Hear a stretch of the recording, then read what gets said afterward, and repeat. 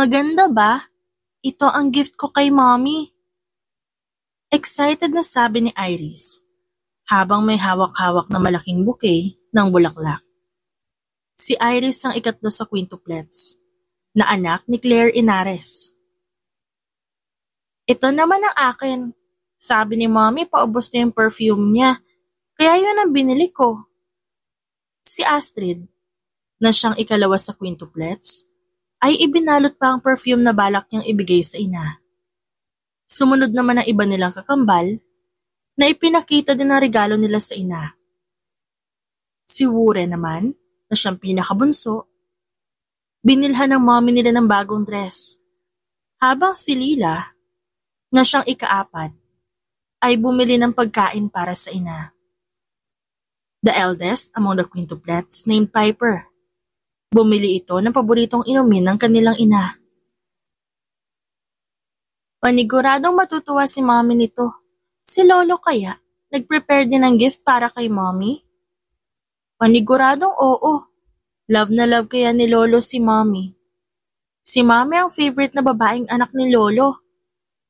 Sagot ni Wuren sa sinabing yun ni Lila. Kasi si mommy lang naman ang babaeng anak ni Lolo. Lalaki kaya si Uncle Ethan at Uncle Yori. Napasimangot agad si Wuren sa sinabing yun ni Lila. Napangiti naman ang ilan nilang kapatid. Bago pa man kung saan mapunta ang pag-uusap nila, nakarinig sila ng tila nabasag na bagay sa loob ng mansyon. Naging dahilan yun para magtakbuhan ang quintuplets papasok at marinig ang pagsigaw ng kanilang lola. Boba ka talaga, kahit kailan. Nagdala ka na nga ng mga bata dito sa mansyon. Hindi mo pa maayos ang ginagawa mo. Hindi ka ba marunong mag-ingat, ha? Paghuhugas lang ng pinggan. Hindi mo pa alam? Sigaw ng kanilang lola sa kanilang mommy, na ngayon nakasalampak na sa sahig. Hindi ko naman sinasadya, Mom. How dare you? Ilang ulit ko na ba sinabi sa'yo na huwag mo akong tawagin ganyan? Hindi kita anak, Claire. Wala akong anak na babae, anak ka lang sa labas. Pinatira ka na nga lang dito. May gana ka pang maging walang kwenta? Work your ass, dambas. Saad ng matanda kay Claire na siyang napayuko dahil sa sigaw nito. Sumikip ang dibdib ni Claire sa sinabi ng kanyang stepmother. Mula pagkabata, alam na ni Claire ang katotohanan tungkol sa pagkatao niya. Dahil agad yung sinabi sa kanya ni Berta, ang kanyang stepmother. Mabait si Berta kapag nariyan ang asawa nito na siyang daddy ni Claire. Pero kapag ganitong abala ito at palaging wala, palagi din siyang pinahihirapan ng kanyang stepmother nang hindi nalalaman ng kanyang ama. Ayusin mo ang trabaho mo. Kung ayaw mo pati mga anak mo magdusa dahil sa pagiging boba mo. Matalim ang tingin na banta ni Berta.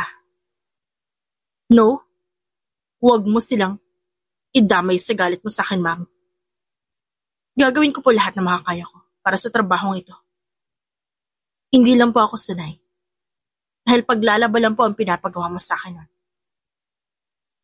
Pero kaya ko pong matuto. Agad na sagot ni Claire. Umismid lamang ang stepmom niya at tinalikuran na siya nito. Pagkatalikod ni Berta, agad pumatak ang luha ni Claire. Pero kaagad niya yung pinunasan sa takot na mapagalitan siyang muli. Ayaw ni Claire na madamay ang mga anak niya. Noong kagagraduate lang ni Claire, may nakasiping siya after graduation party nila at nagbunga yun. Pero hindi nakilala ni Claire ang lalaki. Maliban sa malaking dragon tattoo nito sa braso. Nang magising din si Claire nung araw na yon, wala na ito.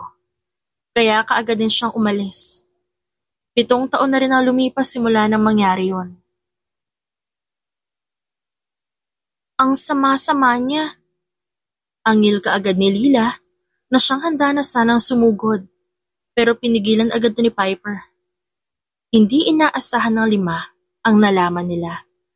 Kaya gano'n na lang kasama ugali ng kinikilala nilang lola sa kanilang mommy Dahil pala hindi nito totoong anak ang mommy nila. Huwag niyong bigyan lalo si mommy ng problema. Kapag sumugod tayo ngayon, baka si mommy pa yung magdusa imbis na maparusahan yung pangit na matandang yun. Tura ni Piper. Pero, hindi pwedeng wala tayong gawin, kambal. Sinaktan niya si mommy at tinawag niya pa ang maganda nating mommy ng boba. Excuse me, hindi boba si mommy natin. Lahat ay sumang-ayon sa sinabi ni Iris. Magkasalubong ang kilay nito at nakasimangot. I know. Kaya hindi tayo gagalaw kung saan maipapahamak natin si mommy. Sino naman nagsabi na bawal tayong gumanti? Gagantihan natin siya ng patago. Namangha ang apat sa sagot na yun ni Piper. Agad silang nagkaroon ng kanya-kanyang idea kung paano gumanti at pahirapan ang kanilang evil step lola na walang ginawang maganda sa buhay ng mommy nila. Sisiguraduhin ko na mahihirapan siya at hindi niya naaawayan pa si mommy. Dagdag na sabi pa ni Piper na siyang sinang-ayunan ng apat niyang kakambal. Mommy, are you okay? Mabilis na napangiti si Claire sa naging tanong ni Iris sa kanya. Hindi alam ni Claire na nakita ng mga bata ang nangyari. Inayos pa ni Claire ang kanyang sarili para hindi malaman ng mga ito ang dinanas niya. Yep, nakahiga nga lang si mommy buong araw dito eh. How about you five? Kamusta ang school? Ayos lang naman po. Ang ganda pa rin po ng teacher namin, mommy.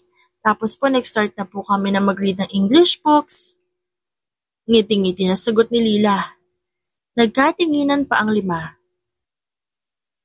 Hindi sinabi ng quintuplets na umuwi sila ng lunchtime para sana sorpresahin ang kanilang ina. Pero baliktad ang nangyari dahil sila pa ang nasorpresa sa nalaman nila kani-kanina lang. Nagpahatid na lamang ulit sila sa school at sinigurado na hindi sasabihin ng kanilang driver ang naging pag-uwi nila sa kanilang ina. Mommy, ito nga po pala ang gift ko. Happy birthday, mommy. Love na love po kita. Nanlaki ang mga mata ni Claire. Pagkatapos ibigay ni Astrid ang regalo nito sa ina. Ito po yung akin, mommy. Maganda po ito para sa iyo, mommy, kasi beautiful ka po. Kaya paniguradong bagay na bagay po sa iyo itong dress. Tura naman ni Warren. At hinagkan ang pisngi ng ina. Binili ko rin ang favorite food mo, mommy. Nakangiting sabi ni Lila. Tapos, may favorite drink din po ikaw, mommy. I bought it. Sabay lahat ni Piper ng regalo niya. And lastly, this po, mommy. Thank you for being our mother. Super love na love ka po naming lima. Tuluyan ang naluha si Claire pagkatapos ipakita ni Iris ang itinatago nitong buki ng bulaklak. Ang sweet yung lima. Super love na love din kayo ni mommy, okay? Malambing na sagot ni Claire at isa-isang binigyan ng halik sa pisngi ang quintuplets. Nang buksan ni Claire isa-isa ang mga regalo, natigilan siya. Pagkatapos makita ang paborito niyang pabango, at yun ang binili ng kanyang anak para sa kanya. Mahal to ah. San galing ang pera niyo? Para bilhin to? Takang tanong ni Claire kay Astrid. Kay Lolo po. Binigyan niya kami ng pera. Sabi namin bibili kami ng gift para sa iyo, mommy. Humagikik ng lima pagkatapos. Napailing-iling na lamang si Claire dahil sadyang spoiled ang mga anak niya sa kanyang ama. Kahit si Claire, mahal na mahal ng kanyang daddy. Pagdating sa pagkainan, may nakahanda ring cake na binili ng ama para sa kanyang kaarawan. Will this work?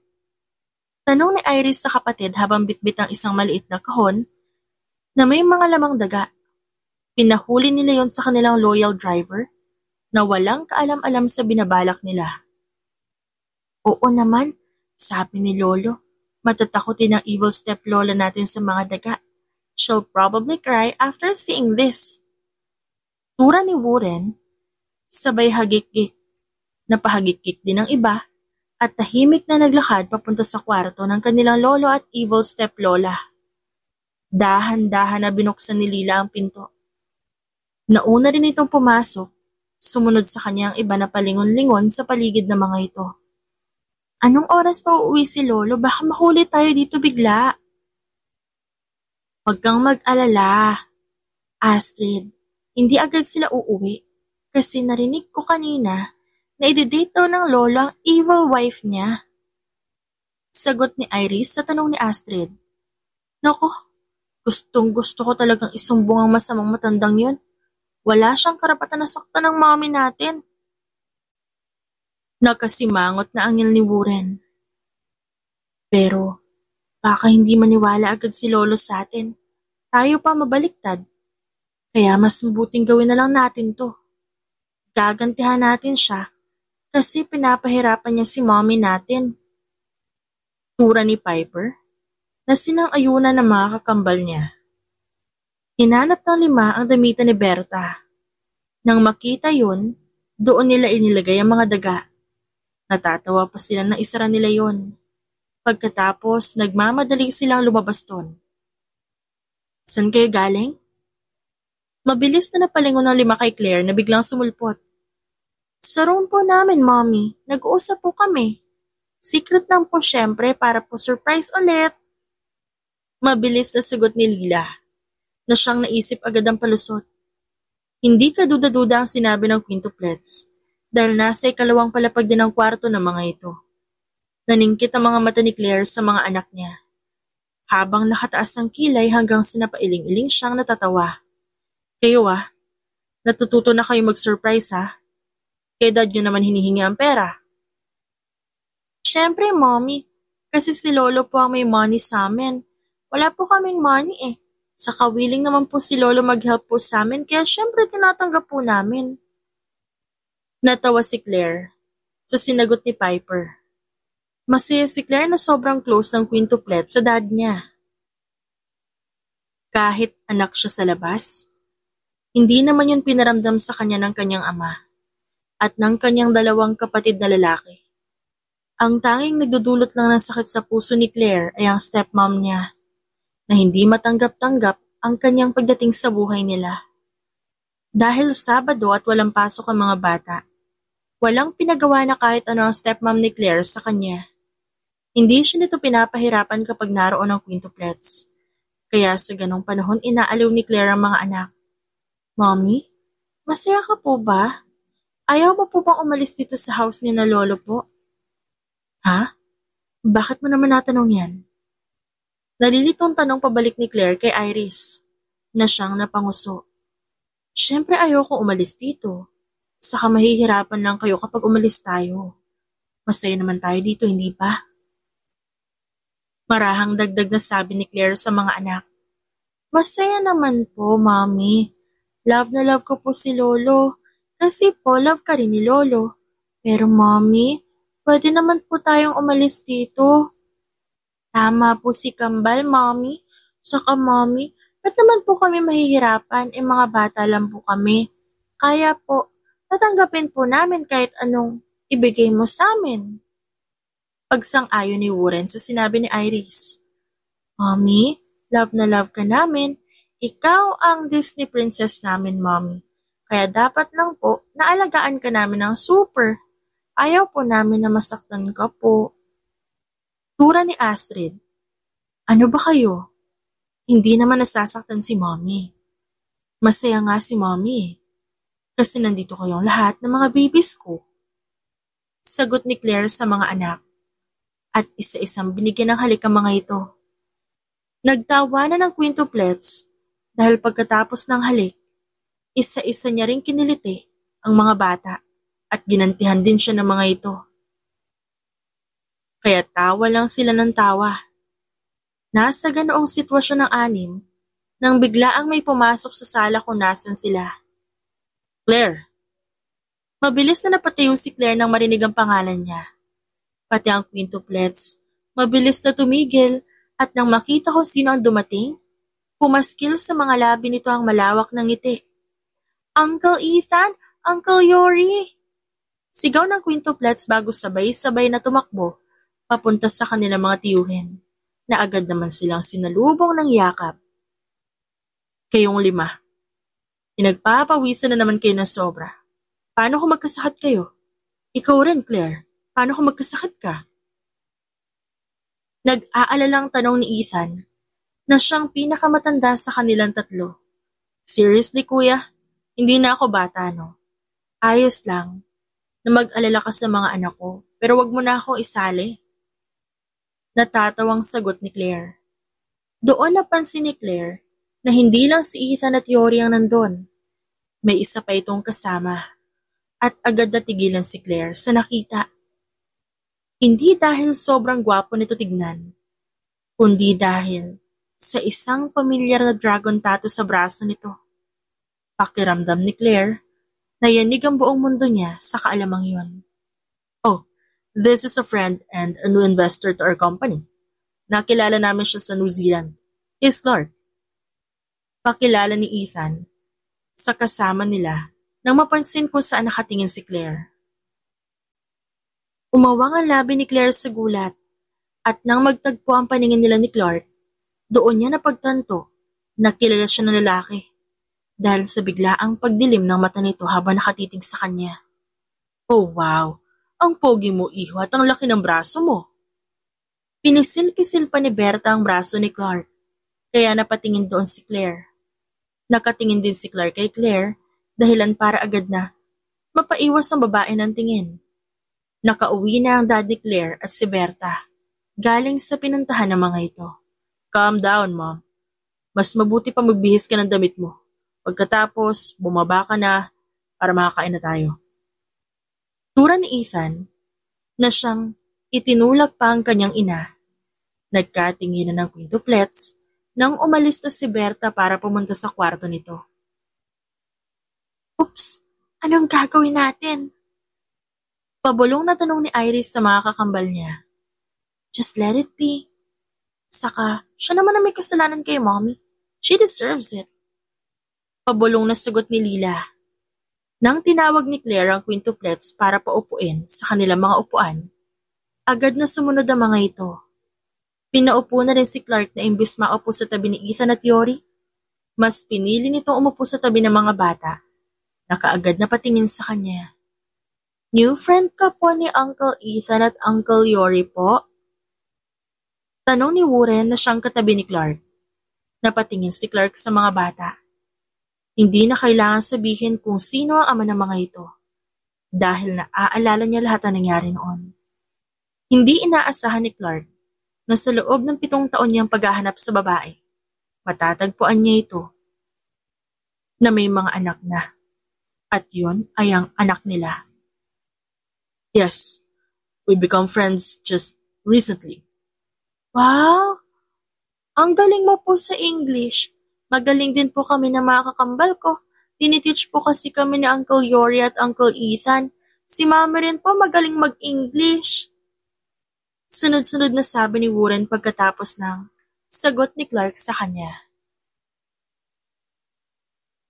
Nag-aaral pa ba kayo? Sino naghahatid sa inyo sa school? At nagbabantay kung ganon? Si Manong din po ang naghatid sa amin sa school. Si Mami po kasi always po siya nandito sa bahay. At alam mo po ba, pinapahirapan siya ng evil steplola namin. Nakita po namin ang birthday ni Mommy na sinisigawan niya po si Mommy namin. Ugly po ang personality ng evil steplola namin. Dagdag na sabi ni Warren sa pabulong na boses. Kumunot ang noon ni Clark sa sinabi ng bata sa kanya. Alam ni Clark na hindi ito nagsisinungaling. Dahil sobrang inosente ng mukha nito habang nagsasalita. What do you mean by that? Bakit niya pinapahirapan ng mommy mo? Kasi po, hindi niya real daughter si mommy namin. Narinig po namin siya, sabi niya po na anak sa labas si mommy. Alam po namin anong meaning nun, kasi narinig po namin yung kapitbahay namin na sinabi yun dati.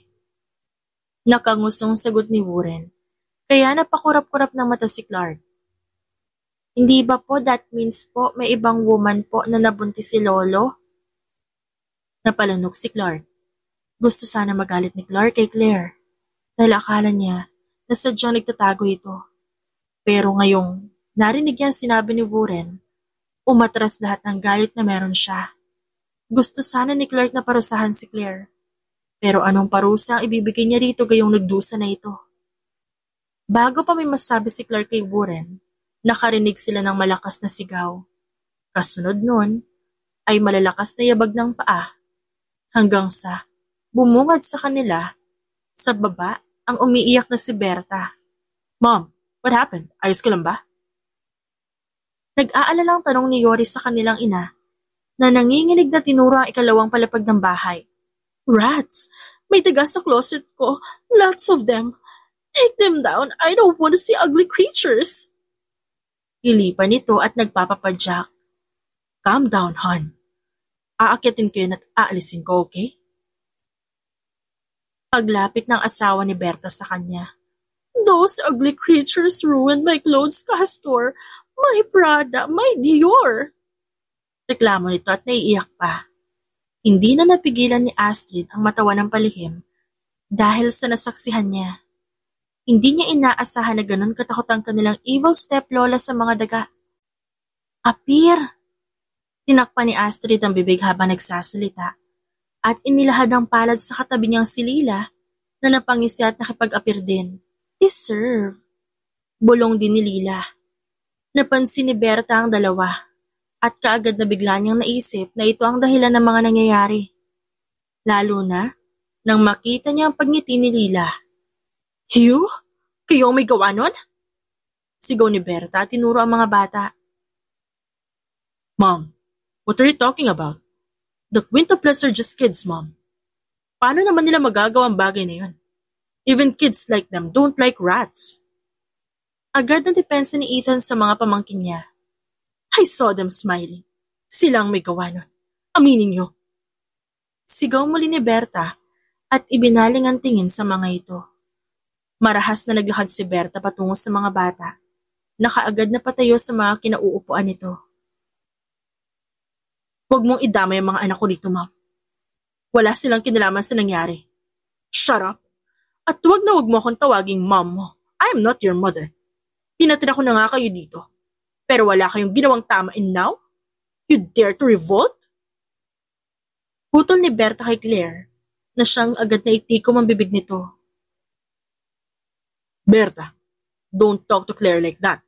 At tama siya. Walang kinalaman ng mga bata sa nangyari. Tura ni Castor at hinila ang asawa, pero pabalya lang nitong iwinaksi ang kamay niya. Bakit? Tama naman ako, di ba? Anak siya sa labas. Nang kabit mo, Castor. She is not my daughter at all. Naalala mo pa ba, Castor? Sinabi mo na aalis ka. Hindi ka bumalik ng ilang taon, tas pagbalik mo may bata ka ng kasama, anak mo sa labas. Gustong pigilan ni Castor si Berta, pero wala siyang magawa dahil lahat ng sinabi nito ay totoo. Hindi ko anak si Claire. Wala akong anak na babae. She's a daughter from your mistress. Mom, ano ba? May mga bata. Naririnig ka nila. Saway agad ni Yori sa kanilang ina. Ano naman ngayon? Mas dapat nga nilang malaman na bastarda ang ina nila. Na wala silang karapatang gumawa ng kahit anong kalokohan dahil nakikitara lang sila dito. We hate you. Nakita namin ikaw na sinasaktan ng mommy namin. Pinagstay mo dito siya sa house para gumawa ng gawaing bahay. We saw you. Pinaglaba at pinaghugas mo si mommy. Lahat ay nagulat sa isinigaw na yun ni Iris. Huli na para mapigilan nito ng kakambal niya. Dahil naibulalas na nito ang katotohanan. You did what? Hindi makapaniwala ang tanong ni Castor sa asawa na siyang sarkastikang natawa. Ano naman ngayon? She deserves it. Wala siyang karapatan na magreklamo. Bastarda na nga siya, nagpabuntis pa siya agad. Wala na nga siyang naitulong sa amin. Nagawa niya pang dalhin kayo sa mundo? Dapat lang na magdusa siya. At tasan ba ang nakabuntis sa kanya ngayon, ha? Iniwan siya dahil hindi siya kayang panagutan. Hindi mo deserve na saktan ng mami namin. We hate you. Sigaw ni Iris.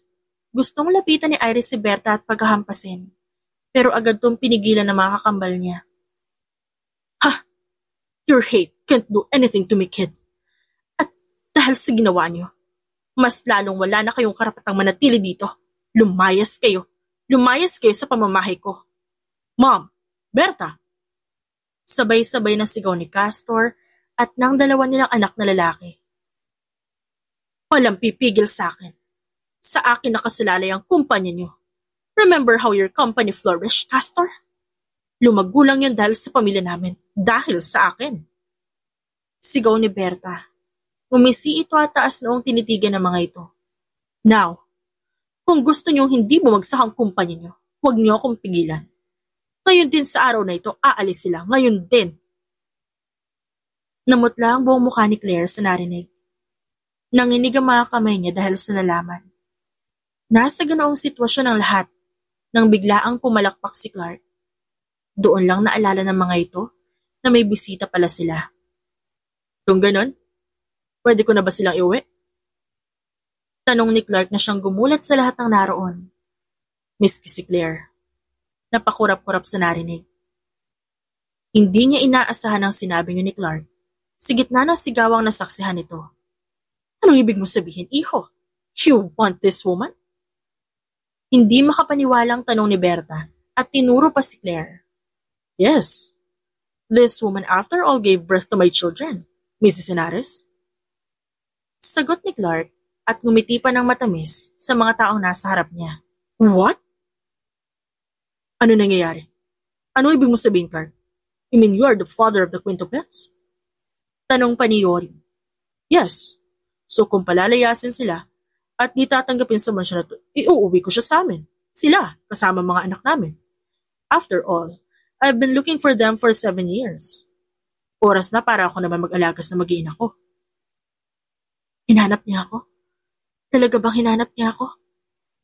Hindi makapaniwalang tanong ni Claire sa likod ng isipan dahil sa sinabi niya ni Clark. Is he telling the truth, Claire? Talaga bang siya ang ama ng mga anak mo? Nagulat si Claire dahil imbis na may halong galit ang boses ng kanyang ama, naging marahan yun. Napalingon tuloy si Claire kay Clark na nakatitig din sa kanya. Alam ni Claire na si Clark ang totoong ama ng quintuplets dahil sa tattoo nito sa braso. It wasn't after all a normal tattoo. May kakaiba sa tattoo nito. Yes, Dad. Hindi ko po naalala yung mukha niya. Pero I'm sure na siya yon because of his tattoo. Pagkatapos na isinagot, marahan pang tinuro ni Claire ang braso ni Clark. What? Dahil lang sa tattoo? Sigurado ka ba dyan sa sinasabi mo, Claire? Paano ko ibang lalaki na may tattoo pala yon? Naging protective ang tono ng boses ni Ethan habang nagtatanong. His tattoo is different, kuya. Sa malayo mukhang normal. Pero, natitigan ko yun ng malapitan.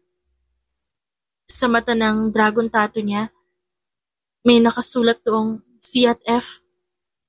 It probably indicate his name? Sagot ni Claire. Kumunot ang noon ni Ethan. Agad na nilapitan si Clark. Sinuri ni Ethan ang tattoo ni Clark at agad na tanto na tama si Claire. May CF nga sa mata ng dragon tattoo nito. Ha? Talaga bang kukunin mo ang babaeng yan? Paano mo nasisigurong anak mo ang mga batang yan? Paano kung nabuntis pala siya ng iba na hindi mo alam? What? You're going to own another man's child? Sarcastic ang singit ni Berta. Mom, ano ba? Alam namin na hindi mo kayang tanggapin si Claire bilang parte ng pamilyang to. Pero hindi mo siya kailangan siraan. Bakit? Mas kinakampihan niyo yung babaeng yan? Ako ang ina niyo. That woman is nothing to our family. Tama na. Sigaw ni Castor, dahilan para agad maitikom ni Berta ang bibig. Nanlaki ang mga mata ni Berta sa sobrang galit. Hindi niya matanggap ang mga sinabi nito. Lalo na ang ginagawa ng mga ito para sa kinikilala niyang bastarda at walang kwenta sa pamilya nila. Sigurado ka ba na aalagaan mo ang anak ko? Baling ni Castor kay Clark na siyang umisi. Bakit mo tinatanong sa akin yan? Gayong hindi mo siya nagawang protektahan mula sa asawa mo. My woman and my children are suffering because of your wife, sir. Kaya hindi mo ho kailangan mag-alala. Gagawin ko lahat para sa kanila. Pagkatapos ay, nilapitan ni Clark sina Claire.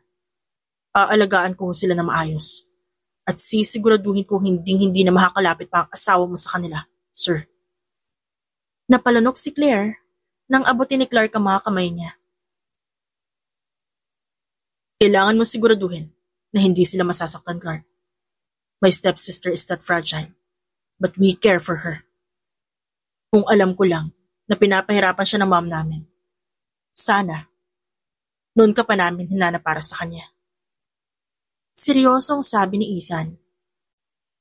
Well, paniguradong hindi na namin kayang kumain kasama yung nanay niyo. Kaya alis na kami. Kung gusto niyong bisitahin ng mga bata, sa akin kayo lumapit. Let's go. Baling ni Clark sa kanyang mag-iina. Ang mga gamit namin. Tarantang tanong ni Claire sa lalaki na siyang umisilang. Don't worry. The father of your children is rich. Bumili na lang tayo ng bago niyong gamit. Sagot ni Clark. At bahagya pang nilingon si Berta na nanggagalaitis sa galit dahil sa nasaksihan nito. Nang makaalis na sina Claire at Clark, malakas na tumili si Berta at pinagtatapon lahat ng nahawakan nitong gamit. Hinayaan lang ito ni na Castor, Ethan at Yori na magwala. Sapat na sa tatlo na simula sa araw na yon, magiging ligtas na mula kay Berta si Claire. Are you really our real daddy po? Tanong ni Iris kay Clark na siya nagmamaneho ng kotse nito. Imbes na sagutin si Iris, nilingon ni Clark si Claire. Dahilan para mapatitigin sa kanya pabalik ang babae. Bakit? Kinakabahang tanong ni Claire kay Clark. You ran away that morning. Sagot ni Clark, habang ang tingin ay nasa kalsada. You left me that morning. You left me that morning. Napailing-iling si Clark. Sa narinig niyang sinabi nito pabalik sa kanya. Hello, may balak po ba kayong sagutin yung tanong ko or hangin lang kami dito sa likod po? Muling tanong ni Iris. Napalingon si Claire sa mga anak niya na nag-aabang ng sagot. Ngumiti siya sa mga ito. Yes, he is your father. Pero, huwag kayong magulo. Nagdadrive ang daddy niyo, okay? Kung siya pa ang daddy namin, bakit nawala po siya ng 7 taon? 6 years old na kami, pero ngayon lang siya dumating. Meaning po, may iba rin pong babae si daddy tulad ni Lolo. Natigilan si Claire sa sinabi niyo ni Warren. Sobrang inosente ng mukha nito. Kaya, mas masakit pakinggan ang sinabi nito. Narinig ng mga ito ang sinigaw ni Berta, kaya naisip nila ang bagay na yon, na kaya nawala ang ama nila dahil nagkaroon to ng ibang babae. Of course not. Napakurap-kurap si Claire, nang bago pa siya makapagsalita na una na si Clark. Wala po kayong ibang babae, Daddy?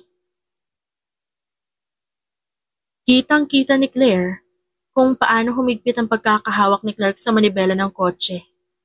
Miski si Claire nagulat sa pagtawag ni Lila ng daddy kay Clark. Wala. I was busy looking for your mother. May nangyari sa amin nun. And when morning comes, I left a note in the bedside table saying that I will buy some food and stuff for us. Pero pagbalik ko wala na siya. I didn't know her name. And the CCTV around the hotel was unfortunately broken that time. In short, wala akong paraan para mahanap siya. Sinubukan ko naman. Lumingon ang bahagya si Clark kay Claire. Natitig sa kanya habang awang ang labi. Pagkatapos magtagpo ng tingin nila, muling ibinalik ni Clark ang tingin sa kalsada. I hired the detective to look for her. Pero wala akong mga litrato o pangalan. Kaya hindi rin sila nakatulong sa akin. Kaya nilibot ko ang buong mundo para hanapin ang mama niyo. Hindi ko inaasahan na makikilala ko sina Ethan at Yori sa New Zealand. And I'm glad we met because I finally found the woman I'm looking for. Wow! Ibig sabihin, Daddy, si Mami lang po ang gusto mo? Kaya ka po nag-travel around the world para mahanap siya? Si Warren ang nagsalita at nanlalaki pa ang mga mata nito. Paano kung hindi mo nahanap si Mommy? 7 taon na po lumipas, Dad. Paano kung may iba na siya? Tanong ni Piper. Then, it will be alright. At least alam ko na masaya siya sa buhay niya. Besides, wala namang nakakuha ng atensyon ko. Tulad ng kung paano nakuha ng mommy niyo sa akin. You won't hate Mommy, Daddy? Hindi ka galit sa kanya? Or hindi ka magagalit? Tanong ulit ni Piper sa kanyang ama na natigilan naman. Ngayon, nakuryoso na rin si Claire sa magiging sagot ni Clark sa bata. We are here. Naalis lahat ng atensyon ng mga ito kay Clark at sabay-sabay na patingin ang quintuplet sa labas ng bintana. Hala, house mo ito, Daddy? Ang big po. Manghang sabi ni Astrid. Ang laki-laki po, Daddy. Mas malaki po ang house na meron po kayo kesa kina Lolo. Mas maganda rin po ang house mo. Tura naman ni Warren. Nakaagad binuksan ang pinto ng kotse para makalabas na. Naging abala ang mga bata sa pagtingin-tingin sa paligid habang si Claire nanatili sa loob ng kotse kasama si Clark. May gusto kang tanong? Tanong ni Clark sa babae habang nakatingin ngayon sa mukha nito. I wanted to know if you hate me. Kung nagalit ka ba nun dahil sa biglaang pagkawala ko? Sagot ni Claire sa kinakabahang tono. I did. Nagalit ako kasi bigla ka nawala. Why? And I thought, sinadya mo akong iwan. Napalunok si Claire. Nung dumating ako kanina sa inyo at nakita ko ang mga bata. Inakala ko na sadya mo sila itinago sa akin. Then, if you only knew that I would treat you right at magdudusa ka sa kamay ng stepmom mo, paniguradong ako ang pipiliin mo. May maliit na ngiti na makikita sa labi ni Clark. Hindi ko mapapatawad ang babaeng sa ginawa niya sa'yo. I will make sure that all her confidence crumbles. Bigla ay nagbago ang ekspresyon sa mukha nito at nagkaroon ng dilim sa tono ng boses ni Clark habang nagsasalita. Pero walang kinalaman ng dad at kapatid ko sa nangyari. Hindi nila alam na sinasaktan ako ni Auntie Bertha. Tarantang depensa naman ni Claire sa mga nagmalasakit sa kanya. Napakurap-kurap si Claire nang marahang abutin ni Clark ang buhok niya at tapusin yun. Huwag ka mag-alala. Hindi ko hahayaan na masaktan ng mga importanteng tao sa buhay mo. Hindi ko sila idadamay sa galit ko sa taong nanakit sa'yo. Sagot ni Clark, dahilan para tumahip ang dibdib ni Claire dahil sa biglaang malakas na pagtibok nun. Daddy, Mommy, labas na po kayo.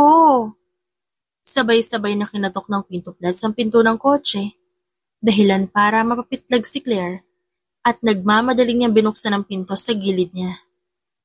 Nakangiting tinignan lang naman siya ni Clark. Sisiguraduhin ko na wala ng mga tao ang makakapanakit sa inyo. I will do everything. At sa huli, you will have my surname. Magiging isa kang Mrs. Ford pagdating ng araw, Claire. Tura ni Clark sa likod ng isipan. Ang dami naman po nito, Daddy, at ang ganda po. Wala po kaming ganitong clothes before, Daddy. Mukha pong mamahalin masyado. Manghang sabi ni Iris. Binilhan ni Clark ng bagong damit na mag-iinan niya. Mula sa mga importanteng kagamitan, damit hanggang sapatos ay bago. Pinagawa na rin ni Clark ang kwarto ng quintuplets ayon sa gusto ng mga ito. Habang pinapaayos naman ni Clark ang kwarto nila ni Claire para umayon din sa gusto ng babae. Hindi ba masyadong marami ang mga ito, Clark? Tanong ni Claire habang tinuturo ang mga bagong damit ng mga quintuplets. They're not. Sakto lang yan. Dahil 7 taon ding nawala kayo sa buhay ko. Dapat lang to. Kulang pa ako iisipin. Bumabawi lang ako. Pero, makakasama ka naman namin simula ngayon, di ba? Simula ngayon di mo kami iiwan, di ba? Kaya hindi mo dapat mag-alala. You'll have more time to be with us. Hindi lang 7 taon. Dagdag pa ni Claire. Napakurap-kurap si Clark Nang mag-ingay ulit ang quintuplets, naging abala naman sila. The quintuplets were happy with everything that they received. Masaya din si Claire para sa mga anak dahil tila nakalimutan na ng mga ito ang masasamang nangyari sa kanila. Maganda ang bahay na ito. Bagay sa malaki niyong pamilya. Napangiti si Claire sa sinabi ng kanyang ama. Bumisita ito kasama sina Ethan at Yori dahil gusto nila makita kung ayos lang ba sila mag-iina sa piling ni Clark. Maayos din ba ang pagtrato niya sa'yo?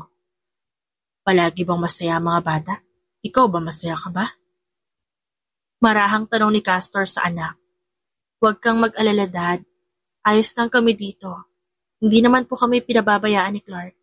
At maayos po ang pagtrato niya sa akin at sa mga anak namin. We are happy, Dad. Naging malungkot ang ekspresyon sa mukha ni Castor dahil sa sinabi ni Claire. Masaya naman si Castor, pero hindi niya maiwasang malungkot dahil siya ang dahilan. Kaya nasasaktan ng ganito si Claire ngayon. Dahil hindi niya kayang alagaan ang anak, nagkagulo ang buhay nito. I'm sorry, Claire. Hindi ko kayo naprotektahan mula sa asawa ko. Di mo naman kasalanan nangyari, Dad. Si Auntie Berta ang nagpahirap sa akin. Siya ang nanakit at hindi ikaw. Marahang sagot ni Claire sa ama na umiling-iling. Duwag ako, Claire. Hindi ko kayo kayang ipaglaban.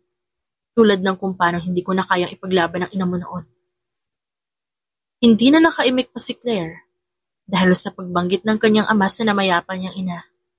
Sa pagkakaalam ni Claire, nalaman ng kanyang ina na may asawa na ang lalaking minahal nito. Hindi yan matanggap ng ina ni Claire kaya nagpakamatay ito. Yun ang dahilan, kaya walang nagawa si Castor kundi bumalik sa asawa nito. Dala-dala si Claire. Noong panahong iyon ay sanggol pa. Ipinakasal ako kay Berta dahil gusto ng pamilya ko na lumago ang kumpanya namin. Berta's family were much stronger than ours. Tinanggap ko yun kahit di ko mahal si Berta. Nagkaanak kami ng 2 lalaki. Pero hindi ko pa rin matanggap ang lahat. Nasapo ni Castor ang kanyang noo. Kaya umalis ako. I left them. Natagpuan ko ang ina mo. I finally found the love I was looking for in her. Wala siyang kaalam-alam. Sa totoo kong pagkatao pero tinanggap niya ako. I lied to her. At nung akala ko magiging masaya na kami. Dahil sa pagdating mo sa buhay namin, muling sumulpot si Berta sa buhay ko. Dagdag na sabi ni Castor. Ipinaalala ni Berta sa akin kung nasan dapat ako. Your mother saw us. At nalaman niya ang katotohanan. Kasalanan ko ang nangyari sa kanya. At kahit ngayon, kasalanan ko pa rin ang nangyayari sa inyo ng mga apo ko. Sumikip ang dibdib ni Claire. Gusto rin naman ni Claire na sisihin ng ama. Pero kahit na kailan, hindi niya matagpuan ang galit na gusto niya maramdaman para dito. Dad, gusto ko magalit. Pero hindi ko kaya. Kung gusto mo magalit ako, dapat lang alam mo na hindi ko kayang gawin ang bagay na yan. Kaya mo naman ako kinuha para mabigyan ako ng magandang buhay. At alam kong ayaw mo mahiwalay sa akin. Kasi kung tutuusin, pwede mo naman akong iwanan sa ampunan pero hindi mo ginawa. Yes, you were afraid of Auntie Bertha. But you still brought me home. You love me, Dad. Nakapagtapos ako dahil sa'yo. Dumating ako sa punto ng buhay ko to dahil sa'yo. What you did between the 2 women were wrong. Pero minahal mo ako, Dad. Kahit na kailan hindi magbabago ang tingin ko sa'yo. Para sa akin, mabuti kang ama. Patuloy ni Claire at niyakap ang ama na siyang naluha sa sinabi niya. Kung sa akin nangyari sa'yo, baka galit na ako sa mundo. Napailing-iling na sabi ni Clark at tinabihan si Claire. Ang mundo ba ang dahilan ng mga sugat mo? O ang nanakit sa'yo para magalit ka dito? Marahang tanong ni Claire kay Clark na siyang natigilan. Napangiti si Claire. Kung magalit ka rin sa taong gumawa noon. Huwag mong idamay lahat ng nasa paligid niya. That's how anger works for me.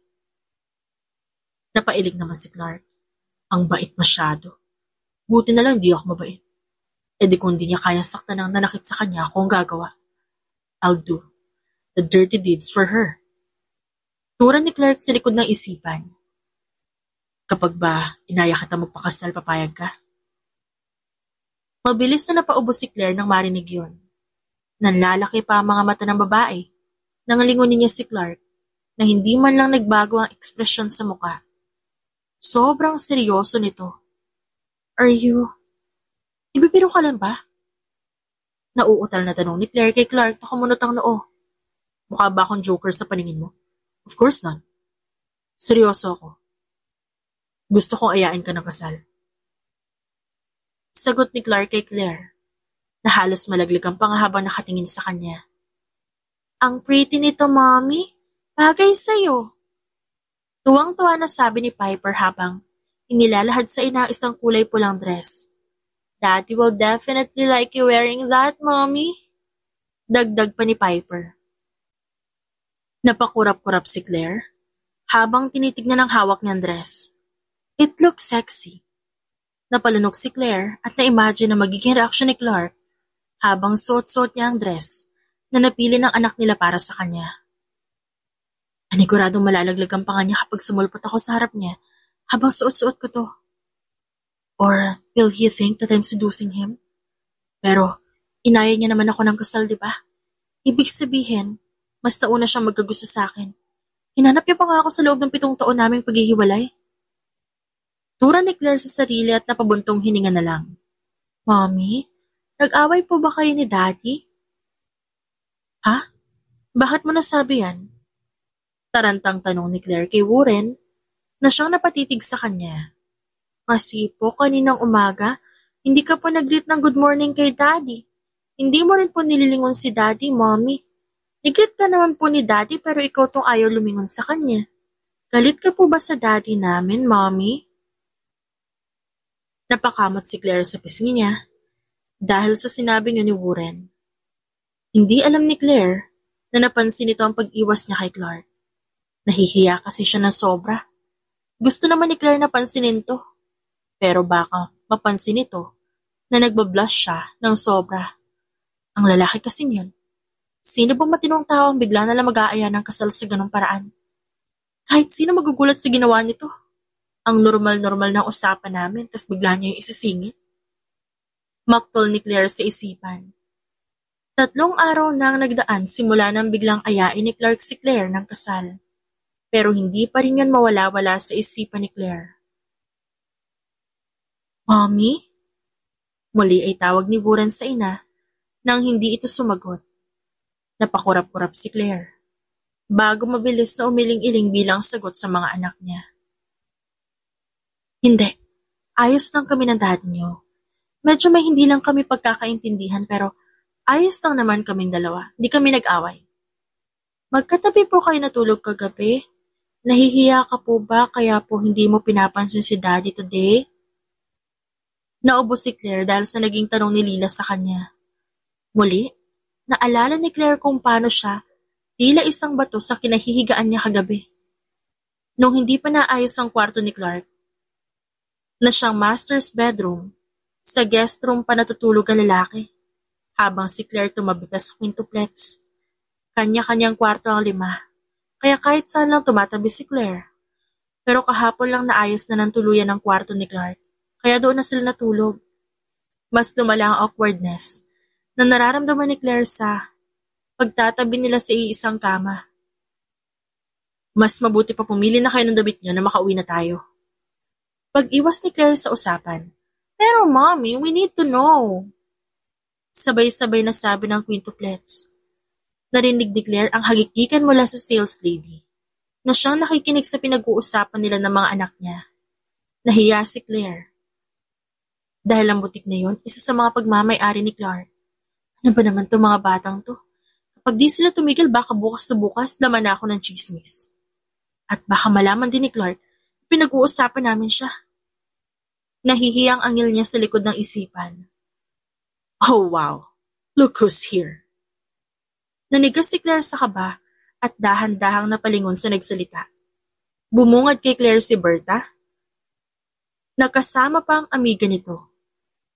Mabilis namang humarang si Claire sa mga quintuplets. Ngunit, hindi nagpatalo ang quintuplets. Humarang din ito sa kanilang ina, na masama din ang tingin kay Berta. Hindi ko alam na kahit sino'y pwede makapasok sa butik na to. Oh, wait. Hindi ba niyo alam na mamahalin ang mga damit na to? Baka hindi niyo afford. Sarcastic ang sabi ni Berta. Ang mga mata nito tutok na tutok kay Claire na siyang napalunok. You're a bad witch. Huwag ka lalapit sa mami namin. Sigaw ni Iris kay Berta na humalakak. Oh, so cute. Ano bang kayang gawin ng mami niyo, ha? Pare-pareho lang kayong walang kwenta. You can't do anything to me. Mas mayaman ako sa inyo. While the six of you are poor people who don't get to have anything. Nanunuyang sabi ni Berta sa mga bata, na mas lalong lumalim ang titig sa kanya. Pagkatapos ng sinabi ni Berta, inaya nito ang amiga nito para maglibot-libot sa butik para pumili ng bagong damit. Ang quintuplets naman, pinaupo muna ng mami nila na gusto sanang umuwi. Pero hindi pumayag ang lima. Hindi sila uuwi hanggat hindi sila nakakaganti sa evil step lola nila. Excuse me, miss. Ba't nandito ang mga yan? Gayong hindi naman nila afford ang mga damit dito. Tura ni Berta na itinuro pa sina Claire at ang mga bata na siya nakaupo sa sofa. Hindi niyo ako paniguradong kilala. Pero palagi ako nandito and your manager knows me. I am a loyal customer of your boutique after all. Isa akong VIP dito. Kaya mas mabuti pa makinig kayo sa akin. Nagkatinginan ng mga sales lady at napalunok. Walang pumansin sa sinabi ni Berta, kaya mas lalo ito nainis. Hey, nakikinig ba kayo sa akin? Sigaw ni Berta. Hindi ito makapaniwala na wala nakikinig sa kanya. Ano bang gusto mong bilhin? Evil step lola? Bumaba ang tingin ni Berta sa quintuplets. Si Piper ang nagtanong na ngayon ay taas noong tinitigan pa si Berta. Wala kayong pakialam. Sigaw nito at tinalikuran ng mga bata. Mabilis na kinuha ni Berta ang damit na gusto niyang bilhin para maglakad papunta sa counter ng butik. Pero bago pa siya makarating doon, hinablot na ni Piper ang mga hawak ni Berta. What the hell are you doing, brat? Hindi mo ba alam kung gaano kamahal yan? Sigaw ni Berta at akmang kukunin ang damit nang hilahin yun muli ni Piper. At sa pagkakataong ito, hindi lang basta-bastang hila ang ginawa ni Piper. Dahil sa paghila nito, nasira na ang mga yon. At lahat ng yun ay sobrang gandang damit. Nanlaki ang mga mata ni Berta sa sobrang gulat. Walang lalabas sa kanila mula sa butik na ito na may dalang paper bags. Hindi ako papayag na may mabibili sila mula sa butik na to, including sa ibang butik sa pagmamay-ari ng daddy namin. Malditang sabi ni Piper sa sales lady, na agad nagkukumahog na sundin ang sinabi ng bata. Kinuha ng mga sales lady pati ang damit na gusto sanang bilhin ng mga amiga ni Berta. What? Anong kalokohan to? Sabi mo po, na bawal ang poor sa butik nito. Pero ang totoo po, taong tulad mong bawal sa butik nito. Hindi po pwede dito may mabahong ugali. Nanunuyang sabi ni Piper kay Berta, na siyang nanggagaliitis galit. Anong ba ito ng ama niyo? This is business. Wala kayong karapatang panghimasukan ng negosyo namin. Oh, actually, Daddy knows. In fact, Daddy banned you from his businesses. Evil step lola. Putol ni Iris. Umawang ang labi ni Berta sa nalaman. At di mo po siguro alam, pero as of this moment po, ipinapatumba ni Daddy ang negosyo mo. Especially, yung business ng family mo, pero hindi kasali yung kina Lolo at Uncle Ethan at kay Uncle Yori. Simula po ngayon, mararanasan mo na kung paano maging isang poor na daga. No? No, no, no. You are lying. Sigaw ni Berta sa sinabi ni Lila. Hindi mo po ba alam ang kasabihan na hindi po nagsisinungaling ang mga kids? Mga bata lang po kami, evil step lola, kaya for sure po hindi lies ang sinasabi namin. Bakit di mo na lang po i-check yung company mo po? Mapang-asam na saad ni Astrid. Hindi ba proud ka po dahil lumago na yung negosyo nila lolo dahil sa family mo po? Pero paano po kapag bumagsak ang family mo po, including po ang businesses niyo? Dagdag pa ni Warren. Berta, ano nangyayari? Ba't ayaw nila tayong pabilihin ng mga damit? You said that you are a VIP here, Berta. Nagpunta ako sa butik na to dahil sa iyo, kaya anong kahihiyan nito? Nasabunutan ni Berta ang sarili dahil sa sunod-sunod na tanong ng mga kanina lang ay amiga nito. Nagsialisa na ang mga ito matapos mapagtanto na wala nang kapangyarihan si Berta. Wala naman pong ginawa si Mommy sa'yo, pero sinaktan mo siya, kaya po gumanti kami. Hindi po kami makapapayag na ginawa mo yun sa Mommy namin. Tama si Astrid, kung inaakala mo po na wala kaming kayang gawin, nagkakamali po kayo. May daddy na po kami na handa kaming tulungan. Sang-ayon ni Lila. Sa susunod po na lapitan mo ulit si Mommy as saktan, mag-isip-isip ka po muna. Dahil hindi lang po ito ang dadanasin mo kapag si Mommy po ang inapi mo. Pagbabanta ni Piper. Tinalikuran ng quintuplet si Berta na siyang hindi makapaniwala sa nangyari. Tila kailan lang, nasa tuktok pa siya. Sa isang iglap, bumagsak siya sa lupa at hindi na makakabangon pa. Let's go, Mommy. Sabi ni Daddy, nag-cook siya para sa atin. Hindi kailanman lumaban si Claire kay Berta. Hindi dahil mahina siya at walang kayang sabihin laban dito. Nirerespeto lamang ni Claire ang babae. Lalo na dahil ito pa rin naman ang asawa ng kanyang ama. Pero sa huli, kahit anong respeto mo sa isang tao na hindi ka handang respetuhin pabalik, mananatiling walang kwenta ang lahat ng bagay. Hindi inasahan ni Claire na ang quintuplet sa magtatanggol sa kanya mula kay Berta. Pero masaya siya dahil ngayon buo na sila at hindi na nila kailangan pang magmakaawa kay Berta na walang ginawang tama para sa kanila. Kumusta ang pag-aagala niyo? May nabili ba kayo? Nakangiting tanong ni Clark sa mga anak. Inalalayan pa ni Clark ang mga bata sa pag-upo hanggang sa si Claire ang pinaupo niya. Wala po, Daddy. Pero masaya naman po kami kasi nagantihan na po namin ang evil steplola namin. Wala na po siyang friends. Ngiting-ngiti na sagot ni Warren sa ama na siyang natawa. Ganon din si Claire na napailing-iling pa. Pag-uwi ni na Claire at ng quintuplets, nasa kusina nga si Clark at nagluluto ng pagkain. Kahit pamarami naman tong kasambahay sa malaki nitong mansyon. Gusto ko lang masubukang ipagluto kayo. Dahil hindi ko yung nagawa sa loob ng 7 taon. Ayoko magkaroon ng bagong pagsisisi. Kaya lahat, gagawin ko para sa inyo. Yun ang mismong sinabi ni Clark kanina nang magtanong si Iris. Ikaw pa, Mommy? Walang sasabihin po sa evil steplola namin? Always ka pong pinapahirapan. Naiinis po talaga kami. Akala namin, Mommy, na maayos ang pagtrato niya sa'yo. Akala po namin mahal na mahal ka niya. Kaya na-hurt po kami nung nasaksihan namin kung paano kanya sigawan. Ayaw po namin sa ginagawa niya sa'yo, Mommy. Alam po namin na nahihirapan ka po kapag may sinabi kami. Kaya sobrang happy namin na dumating si Daddy. Mommy, sana po hindi mo hayaan ulit ang ibang tao na saktan ka. Alam po namin na ayaw mo sumagot sa matatanda. Pero kasi Mommy, sinaktan ka niya eh. Wag mo pong hayaan na maapakan ka na ibang tao na walang naidulot na maganda sa buhay mo. The children are right. At kung iniisip mo na may mga kalaban ka sa kanila, isipin mo nandito ako. You are free to use my connection and dump them in the garbage can.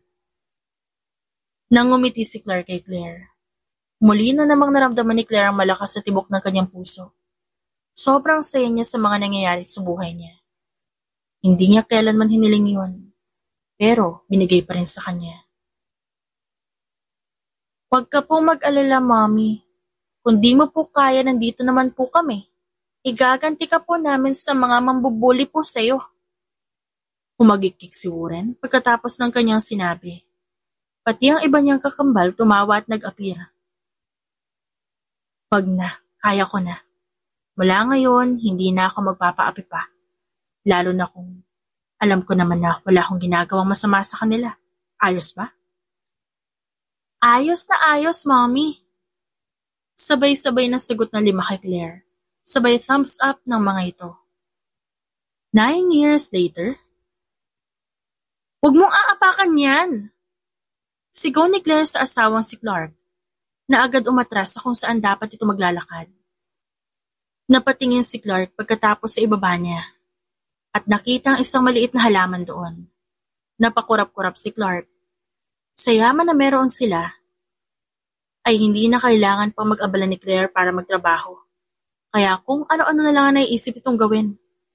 Nung una, panay dalaw si Claire sa mga rescue center ng mga hayop upang mag-volunteer na tumulong sa mga ito.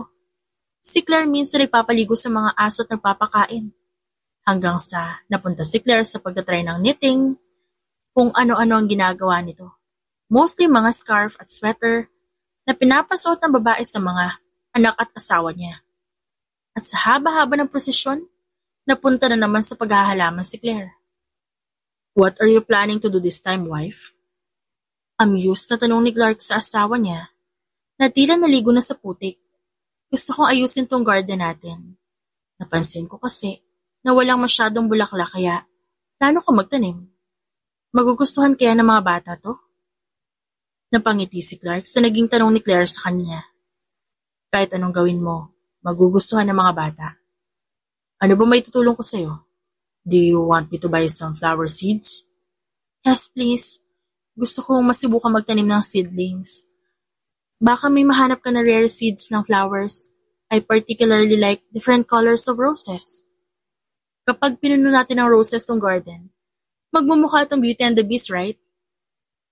Mabilis namang sinunod ni Clark ang gusto ni Claire. Lahat ng gusto ni Claire, handang ibigay ni Clark para dito. Hingin lang nito. Hindi siya nagdadalawang isip para kunin yun at ibigay sa babaeng mahal na mahal niya.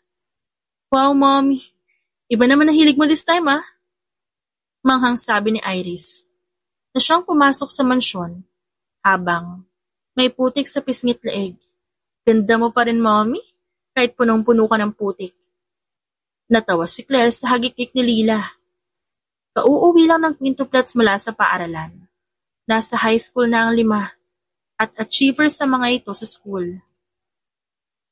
Kada nagtatapos ng klase, humahakot ang mga ito na iba't ibang klase ng awards at medals. Binubola niyo na naman ako. Alam ko na kung anong gusto niyo. Allowance, no? Sorry kayo, hindi ako mayaman. Kaya daddy niyo kayo mambola para bigyan kayo.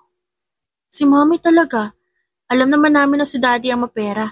Kaya nga po, real na real lahat ng sinasabi namin sa'yo. Tura ni Astrid na siyang ikinaawang ng labi ni Clark na nakasunod kay Claire. What? Ibig sabihin, binubola niyo lang ako nung sinabi niyong pogi ako? You are lying to me now, girls. Hindi makapaniwala ang tanong ni Clark sa quintuplets na nanlaki ang mga mata sa bulat dahil sa pagsulpot ng ama nila. Hala, no dad. Of course pogi ka po. Hindi na ako naniniwala sa inyo. Simula ngayon wala na kayo extra allowance sa akin. Nako, niraramihan ko pa naman ang allowance niyo. Kasi akala ko totoong pogi ako. Iiling-iling na sabi ni Clark. Daddy, pogi ka nga po eh.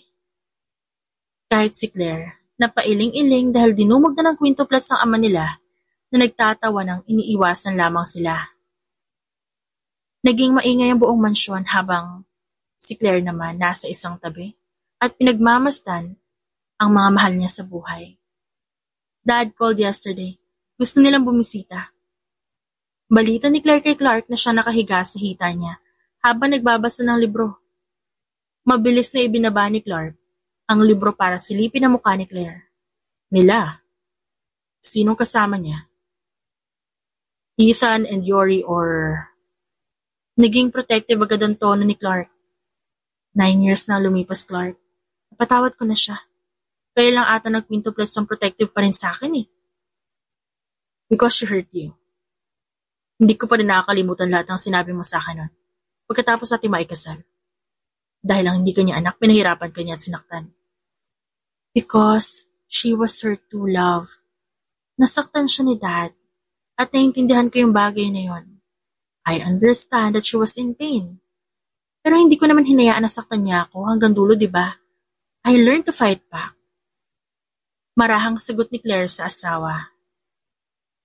Tita Bertha and I started in the wrong starting line. But we are good now. Humingi siya ng tawad sa akin dahil sa nangyari. Hindi yun naging madali sa kanya. Dahil kamukhang kamukha ko ang mama ko. The woman who became her husband's mistress. Pero nagawa niya akong harapin pagkatapos na ilang taon niyang pagkamuhi sa pagkatao ko. At sino lang ba ako? I wanted to forgive and forget too. Gusto ko ng payapang buhay kasama kayo ng mga anak natin, Clark. I wanted to live the best life with all of you with me. Is she sincere? Yes. Tita Bertha's emotion can be read as clear as the sky. Alam kong tanggap niya na. Kaya nung humingi siya ng tawad sa akin, tinanggap ko agad. Hindi pa naman huli para magkaayos kami, di ba? Sagot ni Claire sa asawa na napangiti sa kanya. No wonder I fell for you. Malambing na sabi ni Clark kaya namula naman ang mukha ni Claire na husto. Natatawang hinampas ni Claire ang dibdib ni Clark at umirap. Nagtaha ka pa kung ba't ang galing mambola ng mga anak mo, pero ito ka rin. Hindi naman pambobola yung sinabi ko. I did fell, okay? Hulog na hulog at di makabangon, Mrs. Ford. Now, you have another meaning for the letters in your tattoo. Noon, Clark Ford pa yan. Pero ngayon pwede na gawing Claire Ford. Dagdag ni Claire na may ngiti sa labi. Meaning, meant to be tayong dalawa. Tayo lang talaga para sa isa't isa. Kapag ninakaw ka sa akin ng iba, iiyak ako. Napahalakhak si Claire sa sinabi ni Clark. Ikaw iiyak? Sure ka? Sa laki ng biceps mo. Iiyak ka lang kapag ninakaw ako. Aba, nakawin mo ko pabalik, no? Ipakita mo kung gaano ka ka-strong. Pagkatapos ng sinabi ni Claire, biglang bumukas ang pinto sa kwarto nila at pumasok ang quintuplets na may kanya-kanyang dalang libro at laruan. Daddy, Mommy, snake and ladders tayo. Aya agad ni Warren sa mga magulang na mabilis umungot. Ayoko nga, madaya kayo sa larong yan eh. Di kami nananalo kasi dinadaya nyo kami. Tama ang daddy nyo. Panigurado pang may prizes kapag nanalo kayo. Walaan ko kung ano. Gusto nyo mabawi extra allowance nyo, no? Di naman kami madaya. Talunan lang talaga kayo. Saka fair lang naman yun. Nahingin namin, di ba? Tama. Kapag nanalo nga kami, gusto namin makuha ulit ang extra allowance namin. With extra pa. Sang-ayon ni Lila sa sinabi ni Astrid. Payagan niyo na kami, Daddy, Mommy. Kapag di kayo nakipaglaro sa amin, panigurado magkakaroon ng war bukas na bukas din. Turan pa ni Piper. Saan ba niyo ginagamit ang pera niyo? Kailangan niyo pa na extra? May pinapakain kami sa school, Mommy. Marami kaming tinutulungan ng stray animals dun. Sagot ni Warren sa ina na tumaas ang kilay. May pinagmanahan nga sila. Ngisi ni Clark sa asawa na siyang sumimangot at hinampas siya. Natatawang sinalulang naman ni Clark ang kamay ni Claire at hinagkan yun. Sa huli, nakipaglaro si na Claire at Clark sa quintuplets. At kahit alam ng dalawa na nandadaya na naman ang mga ito, wala silang sinabi. Dahil alam na nila, nagagawa ng mabuti ang anak nila para sa ibang tao. At yun ang kayamanan ni Claire at Clark Ford.